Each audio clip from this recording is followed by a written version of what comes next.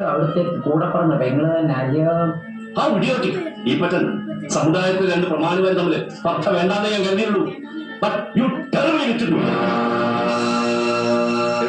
ഈ കുപ്പായത്തിന്റെ മഹിമറിയാണെങ്കിലേ കണ്ണും കള്ളച്ചാരവും വിറ്റ് കിട്ടുന്ന പണം കൊണ്ട് കണ്ട പിച്ചക്കാത്ത് വെച്ചുടമ്പി നാട്ടുകാരമ്പി എറിഞ്ഞാ പോരാ. ഇവരെയൊക്കെ പല പാരമ്പര്യം വേണം, ജോലിസ് വേണം, കുടുംബ മഹത്വം വേണം, കുറഞ്ഞ പക്ഷം കുറച്ച് അക്ഷരാഭ്യാസങ്ങളും വേണം. You are but too irreverent and outspoken. നേരെ തിരുമിനി ഈ പച്ചൻ പള്ളിപ്പുറത്ത് പോയിട്ടില്ല. മരം വെട്ടുകാരനായിരുന്നു എൻ്റെ അപ്പൻ. കൺമുമ്പി വെച്ച് എൻ്റെ അമ്മച്ചിയെ കയറി പിടിച്ച റേഞ്ചർ സാഹിബിനെ ഒറ്റ വെട്ടന് രണ്ട് തുണ്ടാക്കിയിട്ട് എൻ്റെ അപ്പൻ ജയിലിൽ കയറുമ്പോ എനിക്ക് 9 വയസ്സ്. കഴിമരത്തെ അപ്പന്റെ ശവമിറക്കി ഇങ്ങനെ കയ്യിലോട്ട് മാനിക്കുമ്പോ അമ്മന്റെ 10ാമത്തെ പിറന്നാള് പനമ്പാവ് പൊതിഞ്ഞു കിട്ടി 3ാം പക്കം എന്റെ അപ്പനെ പള്ളി വിട്ടിട്ടുകൊണ്ട് ഇറക്കുമ്പോ എന്റെ കണ്ണിന്റെ മുമ്പിൽ ഇപ്പോഴും ഞൊളക്കുവാ തിരുമേനി. ഈ നീളത്തിലുള്ള കൃമികള് അപ്പന്റെ മൂക്കിന്ന് പറയുന്നു. അന്ന് മൂക്ക് പൊത്തിക്കൊണ്ട ഇതുപോലത്തെ കുപ്പായമിട്ട തിരുമേനിമാര് അപ്പന്റെ ശവത്തിന് ചാട്ടിയത് എടുത്ത് കമ്മാടിക്കുഴി കൊണ്ട് തള്ളിക്കോളാൻ.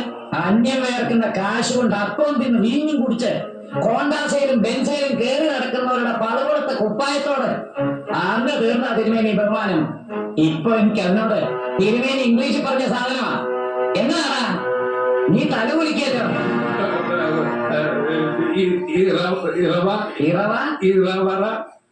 ഇറവറൻസ്, ബഹുമാനക്കുറവ്.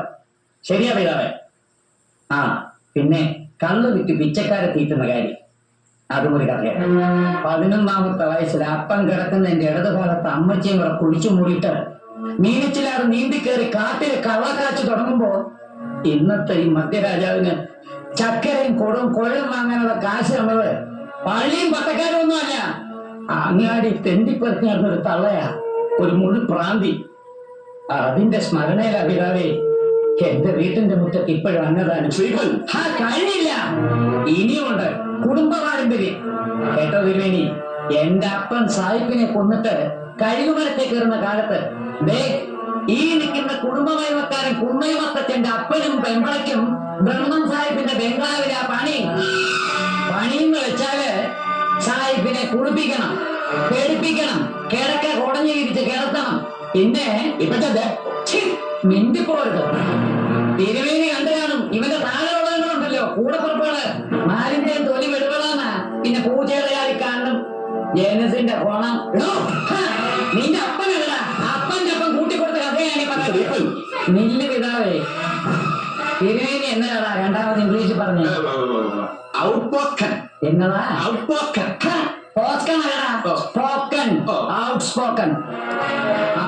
അത് തന്നെ.